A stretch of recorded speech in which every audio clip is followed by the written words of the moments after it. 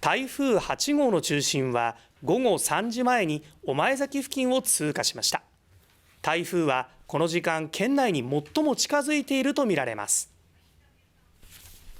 気象庁は台風8号の中心が午後3時前に御前崎付近を通過したと発表しました。この時間は県内に最も近づいているとみられ、今後県内に上陸する恐れがあります。